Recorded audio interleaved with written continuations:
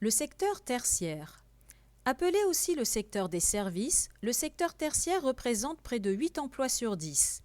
Le secteur tertiaire est marqué par la diversité des métiers, santé, commerce, éducation, transport. C'est également un secteur enrichissant pour le pays puisqu'il représente 80% du PIB. L'augmentation du secteur des services en France s'explique par plusieurs phénomènes. Tout d'abord, la métropolisation du territoire français. Aujourd'hui, plus de 85% de la population vit dans un espace urbain ou sous influence urbaine. Or, les métiers des services se retrouvent surtout dans les zones urbaines et répondent à des besoins des populations, se soigner, se nourrir, se déplacer. Dans les métropoles, les quartiers des affaires se développent. On y trouve le tertiaire supérieur, tourné vers la finance ou l'ingénierie, tandis que l'agrandissement des zones commerciales offre de nombreux emplois dans la vente et la restauration. Deuxièmement, le secteur tertiaire est un secteur dans lequel les femmes ont trouvé des emplois. En effet, avec la crise industrielle des années 80, les femmes ont dû se tourner vers de nouveaux emplois et se sont formées dans le tertiaire, santé, sociale, administration, restauration. La féminisation du secteur tertiaire est très marquée. Enfin, l'augmentation des congés payés et l'évolution des mentalités ont permis la naissance de la société des loisirs.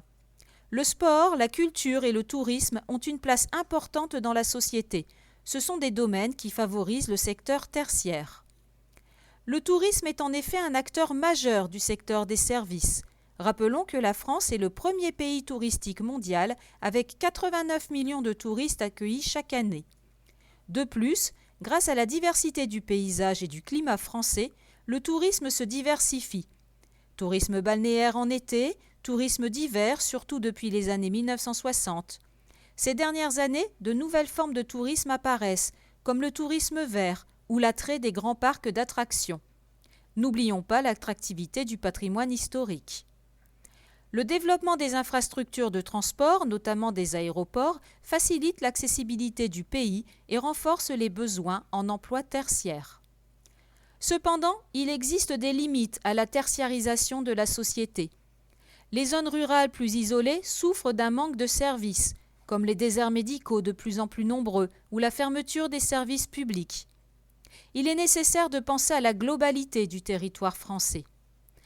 Enfin, n'oublions pas que le secteur des services regroupe des emplois très diplômés, mais aussi des domaines nécessitant peu de formation ou des formations courtes. Cela peut entraîner de la précarité.